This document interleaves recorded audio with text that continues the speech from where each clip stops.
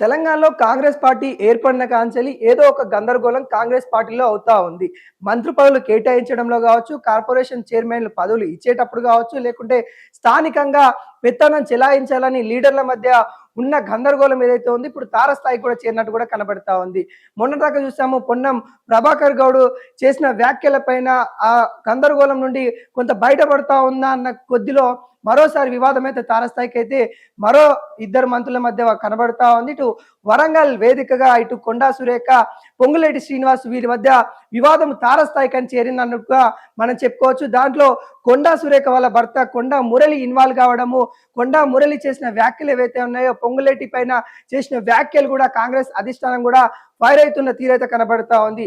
అసలు పొంగులేటి శ్రీనివాస్ ఎవరు, అసలు వరంగల్ కి తనకేమి సంబంధం అనే విధంగా కొండా మురళి చేసిన వ్యాఖ్యల పైన రేవంత్ రెడ్డి నిన్న ఫైర్ అన్నట్టు కూడా కనబడతా ఉంది. అంతకంటే ముందే కొండా సురేఖ రేవంత్ రెడ్డిని కలిసి ఏవైతే మేడారంకి సంబంధించిన కాంట్రాక్ట్స్ ఏవైతే ఉన్నాయో 71 కోట్ల రూపాయల కాంట్రాక్ట్స్ పొంగులేటి శ్రీనివాస్ తనకు సంబంధించిన వాళ్ళకి కాంట్రాక్ట్స్ ఇవ్వాలని కొంత అక్కడ చూస్తా ఉన్నారు. దానిలో ఇన్వాల్వ్మెంట్ అవుతా ఉన్నారు. దేవాదాక శాఖకు సంబంధించిన వాటిలలో పొంగులేటి శ్రీనివాస్ ఇన్వాల్వ్ అవుతా ఉన్నారు అనే కోణంలో రేవంత్ రెడ్డికి అయితే ఫిర్యాదు చేయడం అయితే జరిగింది. రేవంత్ రెడ్డి తర్వాత కూడా ఏఐసిసి కూడా కొండా సురేఖ కంప్లైంట్ చేయడం అయితే జరిగింది. ఇవన్నీ ఒకవైపు అయితే నిన్న కొండా మురళి చేసిన వ్యాఖ్యలు ఏవైతే ఉన్నాయో మరోసారి కాంగ్రెస్ పార్టీలో దుమారం రేపుతా ఉన్నాయి. మొదటి కాంచెలి ఏదైతే కొండా దంపతులు ఉన్నారో వాళ్ళు చేసిన వ్యాఖ్యలు ఏవైతే ఉన్నాయో కాంగ్రెస్ పార్టీని కొంత బలహీనంగా చేసే పరిస్థితి అయితే కనబడుతుంది. గతంలో కూడా చూసాము కొండా సురేఖ వర్సెస్ సీతక్క అనే విధంగా కూడా అక్కడ వరంగల్లో కొంత వివాదం వచ్చినట్టు కూడా చూసాము. అనేక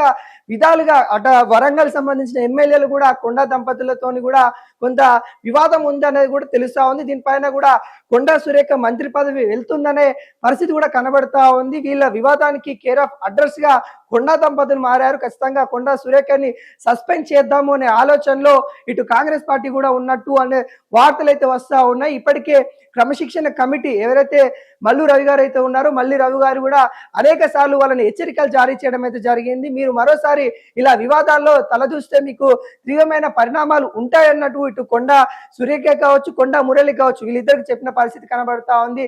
మళ్ళీ ఆ వివాదాలు పెట్టుకోవద్దని చెప్పినప్పుడు కూడా మరోసారి వివాదంలోకి కొండా దంపతులు వచ్చినట్టు కూడా తెలుస్తా ఉంది. దాంట్లో భాగంగానే కొండా సురేఖ పదవి పోతుందనే వార్తలు అయితే ఇప్పుడు చక్కర్లు కొడతా ఉంది. వాస్తవానికి క్రమశిక్షణ కమిటీ వాళ్ళిద్దరిని దర్యాప్తు కోసం మరోసారి పిలిచిన పరిస్థితి కనబడతా ఉంది.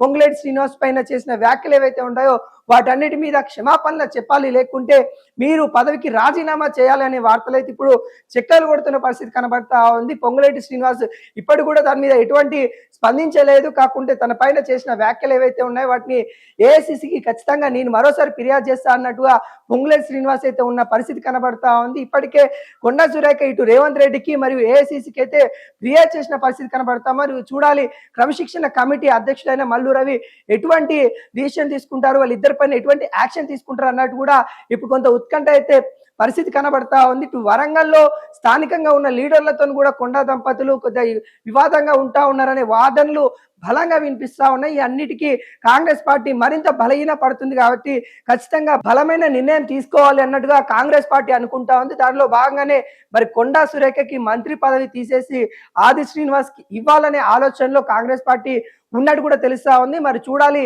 ఎటువంటి నిర్ణయం తీసుకుంటుంది అనేది కూడా కాంగ్రెస్ పార్టీ అనేది చూడాలి.